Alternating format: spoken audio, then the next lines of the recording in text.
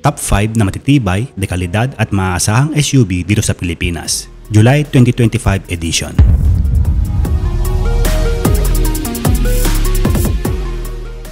Dito sa Pilipinas, patuloy na nangingibabaw ang mga midsize SUV sa mga kalsada.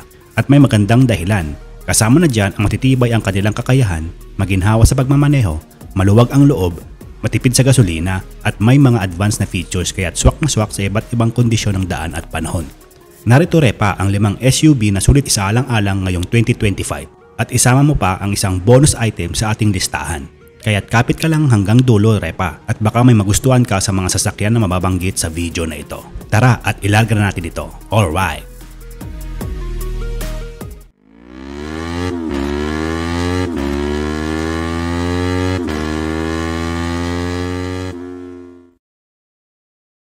Disclaimer: ang video presentation na inyong mapapanood ay pawang guide lamang para sa mga mamimili. Maaari mag-iba ang mga presyo, features at specifications depende sa year model, variant ng sasakyan at kung saang dealership kayo pupunta. Maraming salamat repa.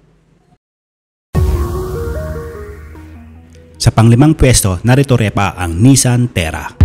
Nagsisimula sa 1,749,000 pesos, malakas pa rin ang laban ng Nissan Terra sa midsize SUV market dahil sa maluwag na interior, malakas na makina at higit sa lahat, komportableng biyahe. Ang Nissan Terra ay ang entry ng Nissan sa midsize SUV segment. Inilunsad ito ng Nissan Philippines noong May 2018 gamit ang parehong platform ng Nissan Navara. Isang malaking bentahe ang Terra dahil sa real multi-link suspension setup nito na nagbibigay ng mas komportableng biyahe kumpara sa ibang ladder frame vehicles sa merkado. Noong September 2021, dumating sa Pilipinas ang bagong Nissan Terra na may maraming makabuluhang upgrades sa loob at labas ng sasakyan. Tulad ng naunang modelo, patuloy pa rin itong ginagamit ang Nissan Intelligent Mobility Technology na makikita sa Around View Monitor. Nagbibigay ng 360-degree na view gamit ang mga kamera, Rear Cross Traffic Alert, Blind Spot Monitoring at iba pang advanced safety features. Pinapagana pa rin ng Terra ang 2.5-liter diesel engine na kilala sa tibay at lakas. Kaya kahit fully loaded na may 7 tao, kayang-kaya nitong magatid ng maayos na performance. Ang Nissan Terra ay isang maasahan at komportableng midsize SUV na angkop para sa mga pamilyang Pilipino na naghahanap ng lakas, espasyo at modernong features. Ang Nissan Terra ay may 9-inch infotainment system para sa mga VL models, habang ang VE at EL models ay may 8-inch infotainment system naman. Parehong may access ang mga ito sa Apple CarPlay at Android Auto. Mahalaga ring banggitin na ang wireless Apple CarPlay ay available lamang para sa VL variants. Para sa audio system, ang top-of-the-line VL 4x480 variant ay may Bose Premium 8-speaker sound system, habang ang ibang mga modelo ay may 6-speaker sound system na may kasamang 2 tweeters. Sa loob naman, ang middle row passenger amenities ay pinanatili kung saan ang VL variants ay may 11-inch flip-down monitor na may kasamang HDMI input na nagbibigay ng dagdag na convenience at entertainment para sa mga pasahero sa likod. Ang Nissan Terra ay nag-aalok ng makabagong infotainment at entertainment features na nagbibigay ng mas maginhawa at enjoyable na biyahe para sa buong pamilya. Pinanatili rin ng Nissan Terra ang pinahusay na bersyon ng Nissan Intelligent Mobility System. Sa pamamagitan nito, nakakakuha ang mga variant maliban sa EL model ng mga sumusunod na advanced safety features. Around View Monitor, Forward Collision Warning, Intelligent Emergency Braking, Lane Departure Warning, Driver Alertness Monitor, Blind Spot Warning, Hill Start Assist at Hill Descent Control. Mayroon ding Tire Pressure Monitoring System o TPMS pero ito ay available lamang para sa mga VL variants. Sa safety naman may kabuuang 6 na airbags ang Terra. Lahat ng pasahero ay may 3-point seatbelt at standard din ang anti-lock braking system at electronic brake force distribution. Sa kabuuan, ang Nissan Terra ay nagbibigay ng komprehensibong proteksyon at advanced safety technology na nagsisigurong ligtas ang bawat sakay mula sa driver hanggang sa mga pasahero sa likod.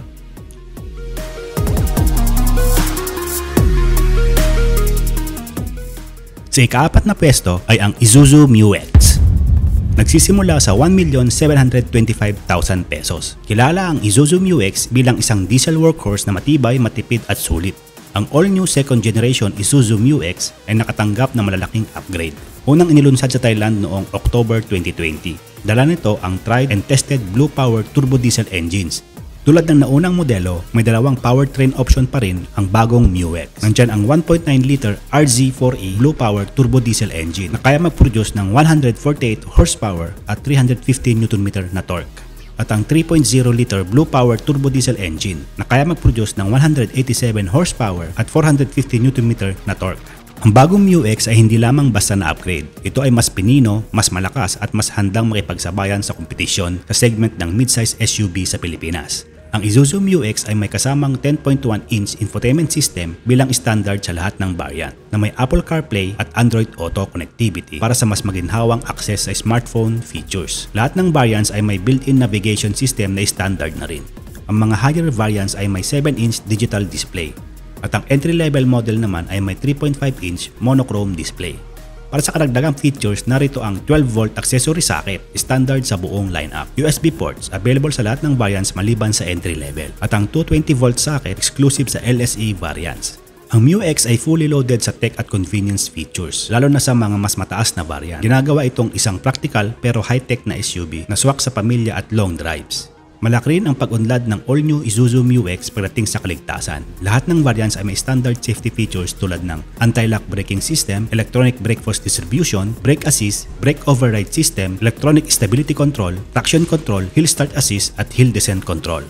Bukod sa mga standard na safety kit, ang pangalawang henerasyon ng MU-X ay may driver assist features na kalintulad ng advanced driver assist system ng Isuzu D-Max. Lahat ng variants maliban sa entry level ay may blind spot monitoring system, rear cross traffic alert, rear parking sensors at reversing camera. Kung pipiliin mo naman ang alinman sa mga LSE variants, makakakuha ka pa ng dagdag na safety features gaya ng forward collision warning, autonomous emergency braking, turn assist, pedal misapplication mitigation, adaptive cruise control, manual speed limiter, automatic high beam at multi-collision brake system.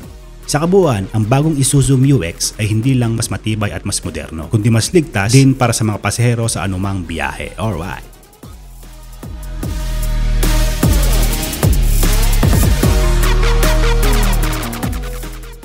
Pangatlo mga repa ay ang Ford Everest. Nagsisimula man sa 1,839,000 pesos, sulit pa rin ito kung titignan sa dami ng tech features. Ang 7-seater midsize SUV na ito ay may mas matapang na harapan na pinamumunuan ng C-clamp headlamps at natatanging front grille. May dalawang pagpipilian para sa makina, ang 2.0-liter single-turbo EcoBlue diesel engine at ang 2.0-liter bi-turbo EcoBlue diesel engine. Ang transmission option ay 6-speed automatic at 10-speed automatic, depende sa variant. Sa loob naman, ang Everest ay may kompletong kagamitan tulad ng 8-inch digital instrument cluster bilang standard, pero may pagpipilian na 12-inch option. 10-inch o 12-inch Sync 4A touchscreen infotainment system, 360-degree camera para sa top-of-the-line bi-turbo Titanium Plus variant. Ang bagong Ford Everest ay isang high-tech, eleganteng SUV na hindi lamang pampamilya, kundi handang-handa rin para sa long drives, off-road adventures at pang-araw-araw na biyahe. Mas ligtas na ngayon ang next generation Ford Everest, salamat sa mga bagong advanced safety features at active safety technologies. Para sa Everest Sport variant, standard na ang mga sumusunod. 7 SRS airbags, anti-lock braking system na may electronic brake force distribution, electronic stability program na may traction control, hill launch assist, rollover mitigation, electric parking brake, front at rear parking sensors, security alarm system, rear view camera at cruise control. Sa bagong henerasyon ng Everest, tampok ang Ford Advanced Driver Assist Technology na exclusive rin sa top-of-the-line Everest bi-turbo Titanium Plus. Kabilang dito ang adaptive cruise control na may stop and go at lane centering, autonomous emergency braking na may pedestrian detection, forward collision warning system, auto high beam, lane departure warning at lane keeping system. Dagdag pa sa komprehensibong listahan ng safety features, nandiyan din ang blind spot information system na may cross traffic alert at braking, reverse brake assist, evasive steering assist, active park assist 2.0 at ang 360-degree camera exclusive sa top variant. Sa dami ng advanced safety features nito, malinaw na ang bagong Ford Everest ay hindi lang pang-porma o performance. Ito rin ay isang matatag na bantay sa kaligtasan ng driver at lahat ng sakay.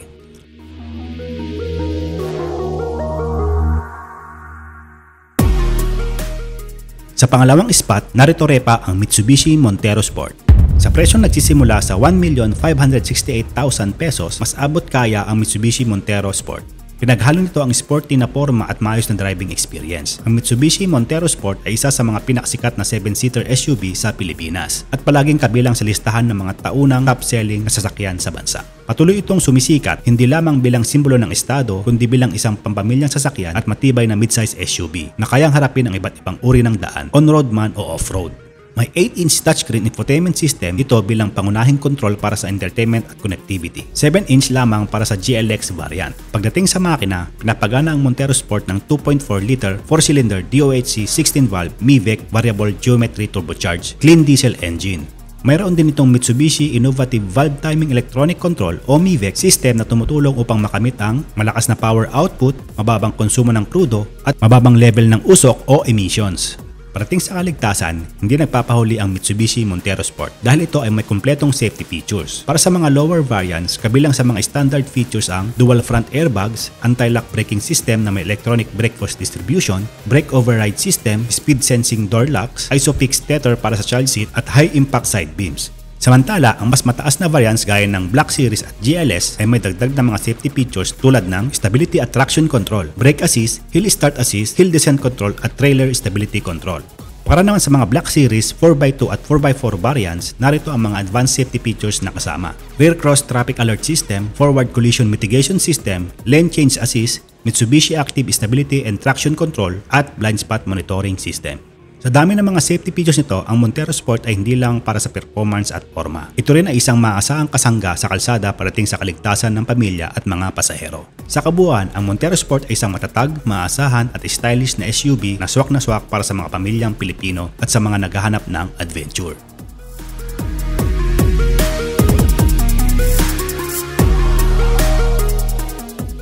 Narito na nga tayo sa pinakaunang pwesto mga repa. Walang iba kundi ang Toyota Fortuner. Bagamat hindi ito ang pinakaabot kaya na nagsisimula sa humigit kumulang 1,775,000 pesos, nanatiling isa ang Toyota Fortuner sa pinakamabentang SUV sa bansa at simbolo rin ng estado para sa ilan. Gawa sa Hilux platform, kilala ito sa tibay, mataas na resale value at matatag na performance. Sa 2025, ang mas mataas na variant ng Fortuner ay may 2.8-liter turbo diesel engine na may 201 horsepower at malakas na torque. Simula na magkaroon ng facelift, ang Toyota Fortuner ay nilagyan ng maraming makabagong tech features na nagpapanatili sa pagiging modern nito at handang maipagsabayan sa mga karibal na midsize SUV segment. Nilagyan ito ng 7 o 8-inch touchscreen infotainment system na may Apple CarPlay at Android Auto. Standard na ito sa lahat ng variant. Para sa G variants, standard ang backup camera, habang ang V variants pataas ay may Toyota Panoramic View camera. Para naman sa top-of-the-line trims, makakakuha ka ng 9-speaker JBL audio system. Bukod pa rito, lahat ng modelo ay may kasamang proximity sensors bilang standard. Ang mga V variants pataas ay mayroon ding keyless entry na may push start, automatic climate control, cruise control, wireless charging at USB ports. Kabilang sa iba pang kapansin-pansing dagdag sa LTD at Q trims ay ang Toyota Safety Sense na kinabibilangan ng Adaptive Cruise Control, Pre-Collision Warning, Blind Spot Monitoring at Lane Departure Warning. Kasama rin sa iba pang safety features ng Fortuner ang Anti-Lock Braking System na may Electronic Brake Force Distribution at Brake Assist, Vehicle Stability Control, Traction Control, Hill Start Assist Control, Downhill Assist Control, Toyota Vehicle Security System at ISOFIX Anchor para sa child seat. Ang Toyota Fortuner ay hindi lamang kilala sa tibay at performance, kundi pati na rin sa komprehensibong safety features na nagbibigay proteksyon sa lahat ng pasahero. Sa kabuuan, ang mga bagong features na ito ay nagpapataas sa kalidad at halaga ng Fortuner bilang isang moderno, high-tech na mid-size SUV.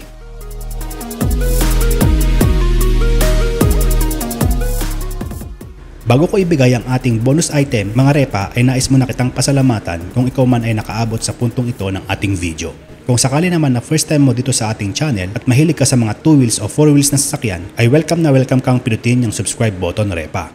Isama mo na rin yung notification bell para ma-update kita kung meron tayong bagong upload na video. Paki-like and share mo na rin repa kung nagustuhan mo ang topic natin ngayon. Alright! Para sa ating bonus item mga repa, narito ang Chevrolet Captiva. Para sa mga repa natin dyan na naghahanap ng isang American brand na abot kaya at maasahang sasakyan, pwede mong ikonsidera repa ang Chevrolet Captiva. Ang Chevrolet Captiva ay isang 7-seater na pinagsasama ang mga katangian ng isang SUV at MPV. Pinapagana ito ng isang 1.5-liter turbocharged engine na may 148 horsepower at 255 Nm na torque. Dahil sa paggamit ng continuously variable transmission, nag-aalok ito ng smooth acceleration at matipid na konsumo ng gasolina. Dahil dito, ang Captiva ay perpektong sasakyan para sa pamilya o para sa mga taong kailangan ng maluwag, matatag at matipid na sasakyan para sa kahit na anong biyahe, papalungsod man o malayuan. Inilunsad ng Chevrolet Philippines ang all-new Captiva noong October 18, 2024. Sa paglulunsad, dalawang variant ang inilabas, ang LTZ na may presyong 1,258,000 pesos at Captiva Premier na may presyong 1,408,000 pesos.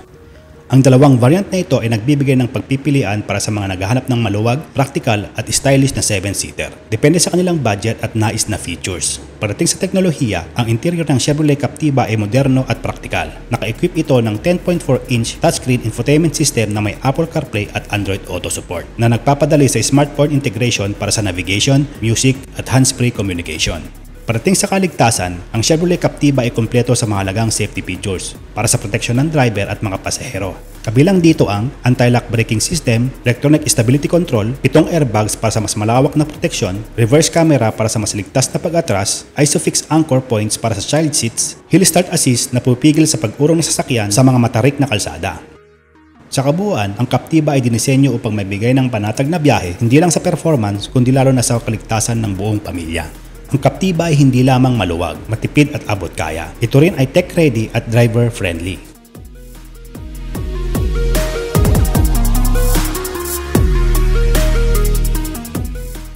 Konklusyon. Patuloy na top choice ng mga Pilipino ang midsize SUV dahil sa espasyo, tibay at pagiging maasahan. Mapa Toyota Ford Tudor o Isuzu MU-X na rugged, Ford Everest na high-tech o Nissan Terra at Mitsubishi Montero na komportable, may SUV na nababagay sa bawat estilo ng pamumuhay ng bawat pamilyang Pilipino. Ang mga nabanggit na sasakyan ay talagang sinubok na ng mahabang panahon at kilala na sa pagiging matibay at maasahan. Alam rin natin na may kanya-kanyang kagustuhan ang bawat tao kung anong sasakyan ang para sa kanila ay matatawag na number 1. Ngayon mga repa, dahil sa hindi pare-parehas ang preferences ng bawat tao pagdating sa pagpili kung ano nga ba ang sasakyan na patok para sa kanilang panlasa. Gusto kong malaman mula sa iyo kung ano sa tingin mo ang top 5 na SUV para sa iyo.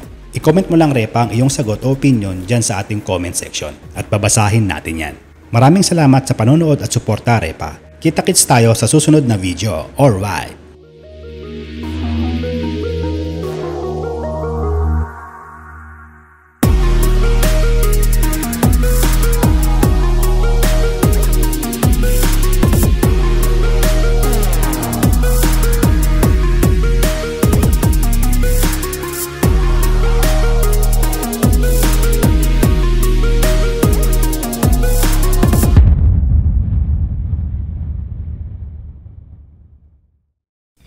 Bago tayo magtapos, ito po muna ang inyong lingkod at nagpapaalala ng huwag pong mainit ang ulo sa daan para tayo ay makarating ng ligtas sa ating patutunguhan. Mga repa, ride safe everyone!